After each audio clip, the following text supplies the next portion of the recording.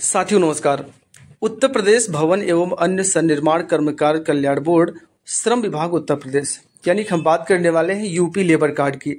इस labour card के जरिए आपको कुल मिलाकर लगभग 12 योजनाओं का लाभ प्राप्त होता है। अब इन सभी योजनाओं के बारे में हम आपको इस वीडियो में बताने वाले हैं, लेकिन रजिस्ट्रेशन करने के लिए हम आपको अलग से वीडियो बनाएंगे जो कि वीडियो के डिस्क्रिप्शन में मिल जाएगा। तो इनमें आप जरा देखें कि जो समस्त योजनाएं हैं उसमें सबसे पहली योजना है मातृत्व शिशु एवं बालिका मदद योजना।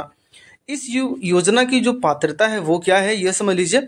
यहाँ पर आपका जो रजिस्ट्रेशन है यानी कि लेबर कार्ड जो आपने बनवाया है उसको 1 साल कंप्लीट हो गया है, उसके बाद ही योजना का लाभ आप प्राप्त कर सकते हैं। इसलिए आज ही अपना लेबर कार्ड जरूर बना लें। अब यहाँ पर देखिए हितलाभ की अगर बात करें तो मातृत्व एवं शिशु योजना का हितलाभ श्रमिक के प्रथम 2 प्रसवों तक सीमित है। और इसकी देय हितलाभ की अगर हम बात करें तो इसमें आपको 6,000 रुपये एक मुश्त मिल जाती है, यानी कि जब प्रसव हो जाता है उसके बाद आपको 6,000 रुपये आपके अकाउंट में भेज दिया जाता है। वहीं पर 1,000 रुपये आपको चिकित्सा बोनस के रूप में भी प्राप्त होता है। अब यहाँ पर हम बात करते हैं अगर आपको पुत्र की प्राप्ति होती है तो आपको 20,000 रुपये दिया जाता है, लेकिन वहीं पर अगर आपको पुत्री की प्राप्ति होती है तो आपको 25,000 रुपये प्रति शिशु की दर से देय होता है। यहीं पर बात करें कि परिवार में पहली संतान बालिका होने अथवा दूसरी संतान के बालिका होने के दशा में अथवा कानूनी रूप से कोई गोद लिया गया कोई बालिका है तो उसको भी यहाँ पर 25,000 रुपये दी जाती है।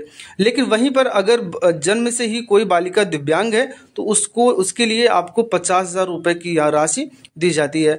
हम अब दूसरी योजना की बात करते हैं जिसका नाम है संत रविदास शिक्षा प्रोत्साहन योजना की। इस योजना के तहत जब आपका बच्चा पढ़ना शुरू कर देता है तो सरकार उसके लिए कुछ धनराशि देना शुरू कर देती है। तो जैसे वो कक्षा 1 में है तो उसके लिए धनराशि कक्षा 2 में पहुंचता है, कक्षा 3 में तो वो 1 जुलाई को वो वहां पर आपका एडमिशन माना जाता है। तो उसी अनुसार यानी कक्षा 1 में कब है, कक्षा 2 में कब है, कक्षा 3 में है, तो एज लिमिट भी यहाँ पर आपको दे दी गई है। अगर आपका बच्चा स्नातक कर रहा है, स्नातकोत्तर में पढ़ाई कर रहा है या कोई ITI कर रहा है, MBBS कर रहा है, पॉलिटेक्निक कर रहा है, तो सबके लिए यहाँ पर अलग अलग धनराशि देय होती है। जैसी जैसी उच्च शिक्षा आप अपने बच्चों को देते हैं तो उसके लिए भी सरकार आपको यहाँ पर पैसे देती है। तो यहाँ पर हम अगर बात करें देय हितलाभ की अगर हम बात करें तो केवल 2 बच्चों तक ही सीमित है, यानी कि अगर आपके 3 बच्चे हैं लेकिन 2 ही बच्चों को आप इस योजना का लाभ आपको मिल सकता है। कक्षा 1 से 5 तक जो बच्चे पढ़ रहे हैं उनको 2,000 रुपये, 6 से 10 तक के बच्चों को 2,500 रुपये और 11 और जो 12 के बच्चे हैं उनको 3,000 रुपये एक मुश्त देय होती है सालाना। ठीक है ना। तो यहाँ पर कक्षा 9 एवं 10 और 11 एवं 12 की जो उत्तीर्ण करने के बाद अगली कक्षा में जाते हैं उनके लिए सरकार साइकिल की भी योजना यहाँ पर निकाल रखी है। तो बच्चों को साइकिल दी जाएगी या उनके साइकिल को खरीदने के लिए पैसा दिया जाएगा। ठीक है ना। इन दोनों में से कोई किया जा सकता है। वहीं पर स्नातक पाठ्यक्रम के लिए 12,000 रुपये एक मुश्त, ITI पॉलिटेक्निक वोकेशनल कोर्स के लिए 12,000 रुपये। वहीं पर देखिए प्रोफेशनल डिग्री जैसे कि आप यहाँ पर देख सकते हैं कि मैनेजमेंट MBA BBA है, BTech है, BFA है, BEd है और फैशन है, ऐसे B.Pharma है, होटल मैनेजमेंट है और अन्य कोर्स जिसमें शामिल किए गए हैं।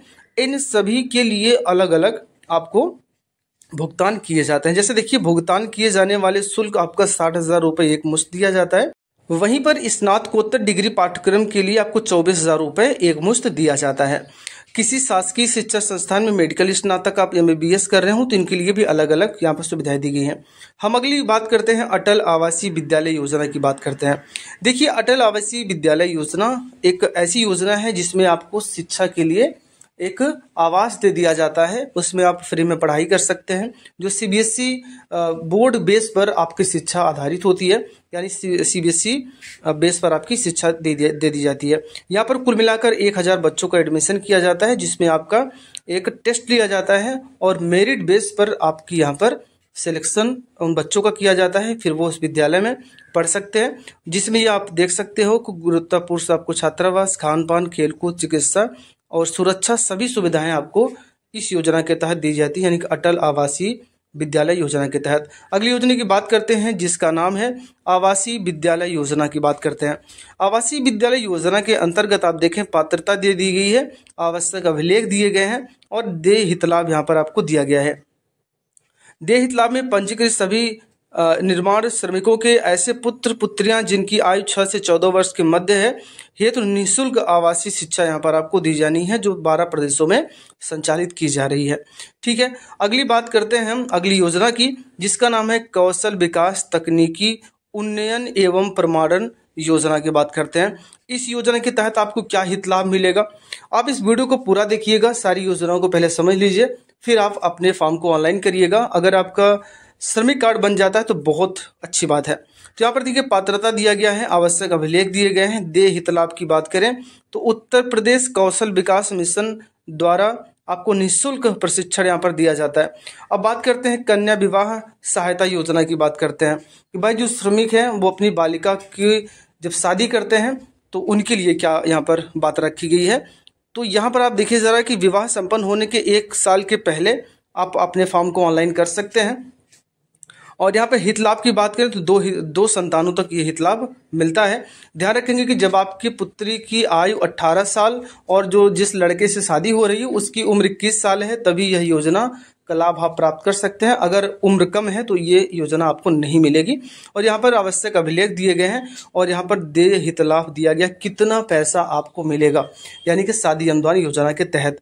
तो यहाँ पर देखिए पंजीकृत निर्माण श्रमिक को समस्त अर्हताओं की यहाँ पर स्थिति में उसकी पुत्री अथवा पंजीकृत निर्माण श्रमिकों को 55,000 रुपये दिया जाता है। लेकिन जो अंतरजातीय विवाह करते हैं तो उनको यहाँ पर 61,000 रुपये की राशि दी जाती है।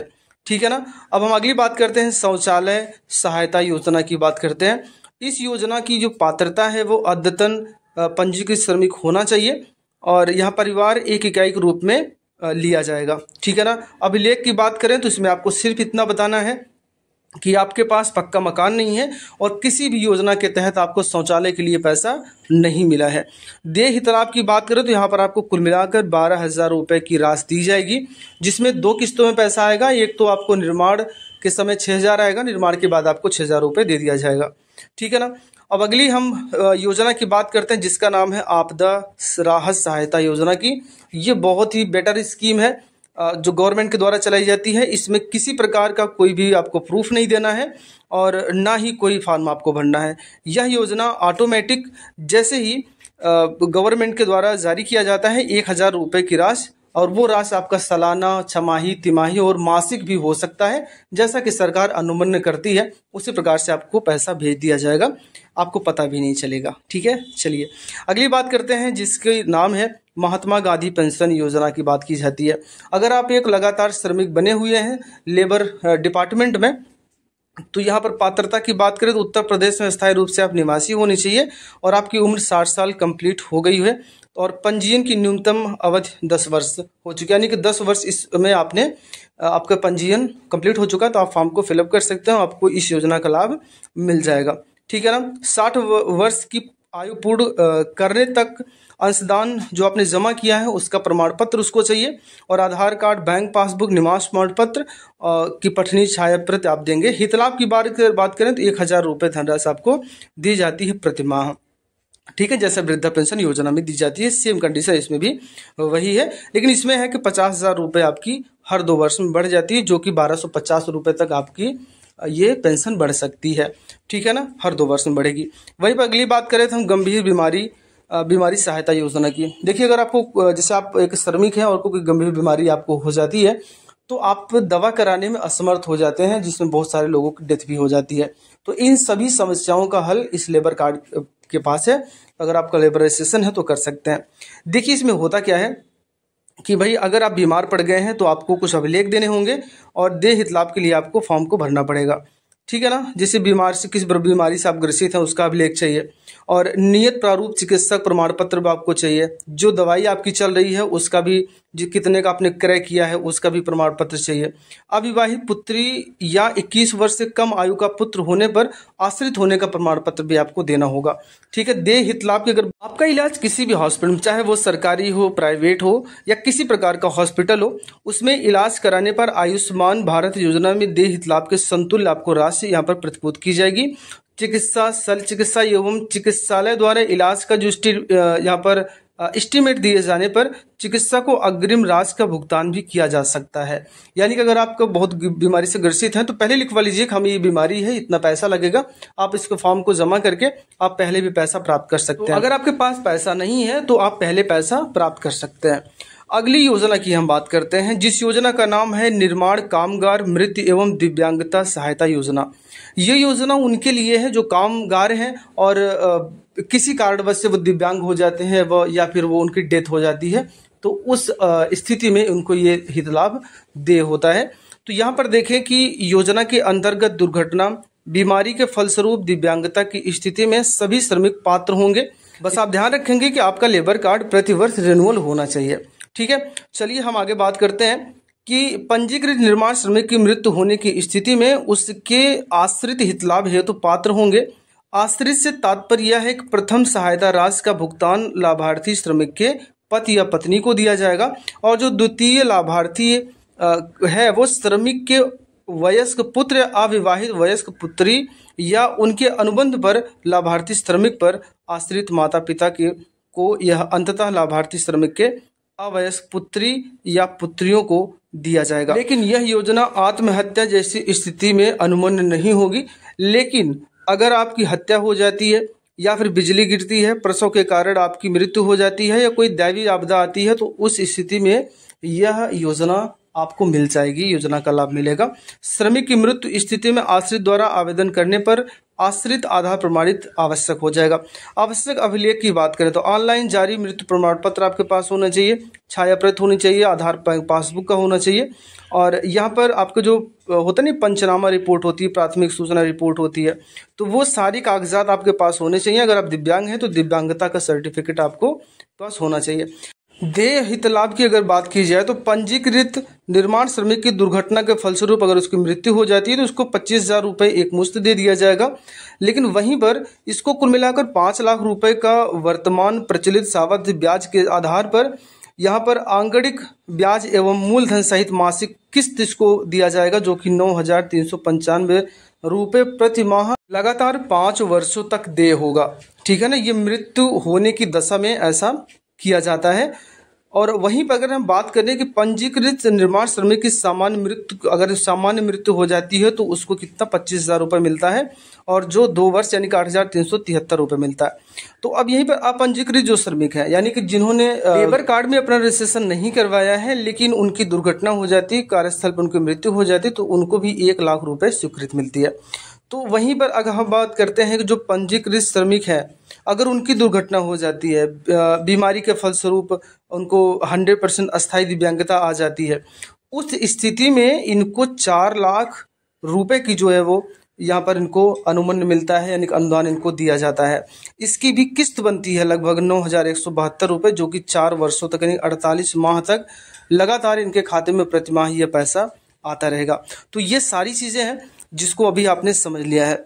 अब हम अगली योजना की बात करते हैं। अगली योजना जो आपकी वो हालांकि आपके लिए नहीं है, यह योजना सिर्फ प्रचार और प्रसार करने के लिए है कि जितने भी श्रमिक हैं, जितने भी बेरोजगार लोग हैं, वो अगर एक श्रमिक के रूप में काम कर रहे हैं तो उनको इसके बारे में बताना, इसकी हितलाभ के बारे में बताना कि ताकि वो लेबर कार्ड बनवा सकें। ठीक है ना, आप हमारे साथ जुड़े रहिए। लेबर कार्ड से संबंधित जितनी भी जानकारियां हैं आप हमसे कमेंट बॉक्स में पूछ सकते हैं। कैसे फॉर्म को ऑनलाइन करना है, कैसे आपको योजना का लाभ मिलेगा और कौन कौन से डॉक्यूमेंट लगेंगे, हम आपको समय समय पर सभी चीजें बताते रहेंगे। बस आप चैनल को सब्सक्राइब कर लीजिए ताकि आपको नोटिफिकेशन मिलता रहे। अगर आप एक बेरोजगार हैं और आप कोई काम नहीं करते हैं तब भी इसमें रजिस्ट्रेशन करके आप इसका हित लाभ प्राप्त कर सकते हैं। ठीक है, जरूरी नहीं है कि आप कहीं काम कर रहे हो तभी इस योजना का हित लाभ आप प्राप्त कर सकते हैं। ठीक है, वीडियो देखने के लिए आपका बहुत बहुत धन्यवाद।